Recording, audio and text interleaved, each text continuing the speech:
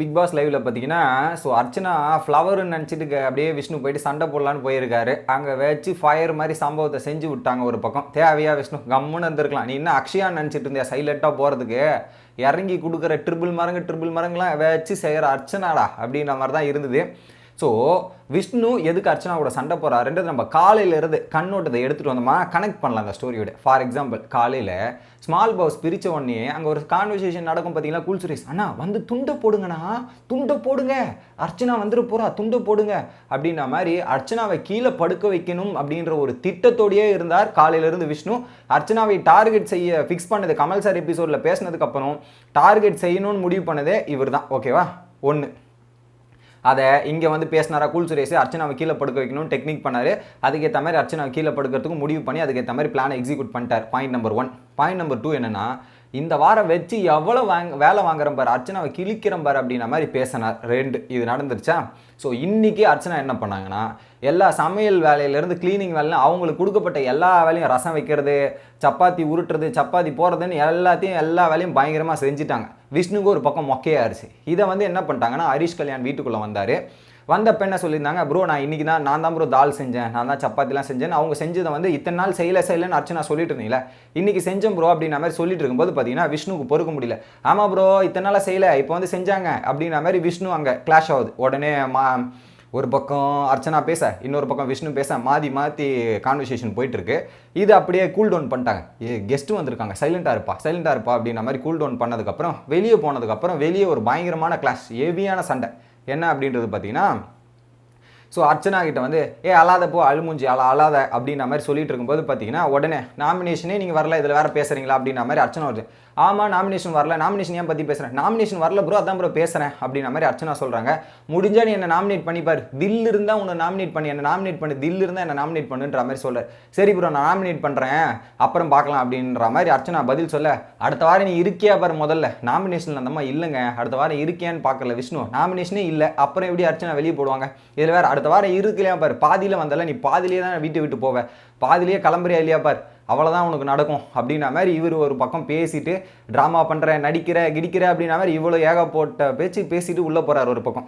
ஒரு பாயிண்ட்டுக்கு மேலே அர்ச்சனா என்ன சொல்கிறாங்க, சரி ப்ரோ நீங்கள் அப்படியே வச்சுங்க, நான் பண்ணுறேன் பாருங்கள், பண்ணிவிட்டு யார் போகிறான்னு வெளியே போகிறாங்கன்னு நீங்கள் பாருங்கள், யார் வீட்டுக்குள்ளே இருக்காங்கன்றதை பாருங்கள், பாதிலே வந்து நீங்கள் பாதிலே தான் கிளம்பணும், நான் இருக்கேனா இல்லையான்றதை நாங்கள் பாருங்கள் அப்படின்ற மாதிரி அர்ச்சனா ஒரு பக்கம் சொல்லிடுறாங்க. இன்னொரு பக்கம் என்ன நடக்குதுன்னா, உள்ளே போனதுக்கப்புறம் அர்ச்சனா 2வது பாயிண்ட் அடிக்கிறாங்க. ப்ரோ நீங்கள் மற்றவங்க சாப்பிட்றத பார்த்து அவன் சாப்பிட்றான்ற மாதிரி நீங்கள் பார்த்துட்டு இருக்கீங்க, நான் அந்த மாதிரி பார்க்குறதில்ல, என் சாப்பாடை கூட கொடுத்துட்டு உட்காந்துட்டு இருக்கேன், நானே பரவாயில்ல உங்களை விட நான் பெட்டர் பர்சன் அப்படின்ற மாதிரி அர்ச்சனா அங்கே ஒரு பாயிண்ட்டை போட உடனே கடுப்பாயிருச்சு விஷ்ணு. உள்ளேருந்து வந்து ஆமாம் பெரிய தியாக செம்மல் இவங்க, தியாகி இவங்க அப்படின்ற மாதிரி திரும்ப அட்டாக் பண்ண ஆரம்பிக்கிறார். அதுக்கப்புறம் பார்த்தீங்கன்னா, ஆமாம் சரி ப்ரோ நீங்கள் சொல்லிட்டு போங்க ப்ரோ, எல்லாம் யாருக்கு தெரியுமோ அவங்களுக்கு தெரிஞ்சுக்கும், இதில் என்ன ப்ரோ இருக்குது அப்படின்னும் போது உடனே நீ வந்து சொல்கிற மற்றவங்க புள்ளி பண்ணுறாங்க, உன்னை இது பண்ணுறாங்க அது பண்ணுறாங்க நீ சொல்கிற, இப்போ நீ தான் என்ன புள்ளி பண்ணிட்டு இருக்க, நீ தான் என்ன மார்க் பண்ணுற, புள்ளி பண்ணுற, இதெல்லாம் நீ பண்ணிட்டு இருக்கியே, இதெல்லாம் என்ன அப்படின்ற மாதிரி கேட்குறாரு. என்னது அர்ச்சனா புள்ளி பண்ணாங்களா, புரியல எனக்கு, காலிலிருந்து நீ தானோட அர்ச்சனாவை டார்கெட் பண்ணிட்டு இருந்தேன், நீ தானே கீழே படுக்க வைக்கணும், வேலை வாங்கணும், எல்லா வேலையும் செய்யணுன்றது முழுக்க டார்கெட்டாக ஃபிக்ஸ் பண்ணது விஷ்ணு. இதில் அர்ச்சனா வந்து விஷ்ணுவை புள்ளி பண்ணுறாங்களா, அர்ச்சனா வந்து விஷ்ணுவோட டீக்ரேட் பண்ணுறாங்களா, அவரோட குவாலிட்டிஸ்லாம் புள்ளி பண்ணுறாங்களா, நியாயமாக பேசுப்பா விஷ்ணு, கொஞ்சம் நியாயமாக பேசணும், நியாயமாக பேசுறதில்ல.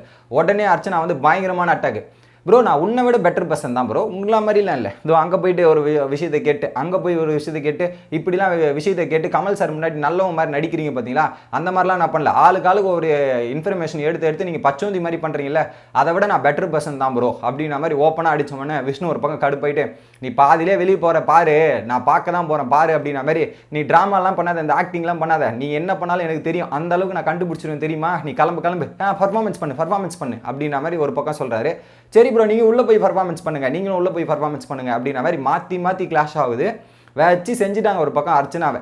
ஸோ ஒரு பக்கம் விஷ்ணு வந்து கதறாரு என்ன பேசுறதுன்னு. இதில் என்னன்னா விஷ்ணு பேசுறதுல பாயிண்டே இருக்காதுங்க, அர்ச்சனா பேசுறதுல கரெக்டாக பாயிண்ட்டை பிடிச்சி அடிப்பாங்க. இவர் ஒரு அக்ஷயான்னு நினச்சிக்கிட்டார் அர்ச்சனாவை, வச்சு ஒரு பக்கம் கிழிச்சு விட்றாங்க. அதுக்கப்புறம் பார்த்தீங்கன்னா கேப்டன் பூர்ணிமா இவங்கெல்லாம் வந்து தடுத்து நிறுத்துறாங்க. இருங்க அர்ச்சனா பேசாதீங்க, விஷ்ணு கிட்ட சொல்லுங்க, எங்க நீ ஏன் போறீங்க, கம்முன்னு இருங்க, அவங்க பேசிட்டு விட்டுருங்க, நீங்கள் போடணுங்க அப்படின்ற மாதிரி கேப்டன் தடுத்து விட்றாரு. பட் கம்முன்னு இருந்துக்கணும், விஷ்ணுவா வாலட்டரியா வந்து காலில் இருந்து அர்ச்சனாவை அட்டாக் பண்ணணுன்றதை கூல் சுரேஷே சொன்னார். எல்லாத்தையும் நீ பண்ணிட்டு அந்த பொண்ணு வந்து கேள்வி கேட்டால் இவர் அர்ச்சனா இப்படி அப்படி நடிக்கிறா, இது பண்ணுறா அது பண்ணுறா அப்படின்ற மாதிரி சொல்கிறதே செம கடுப்பில் இருக்காரு அப்படின்றது தெரியுது.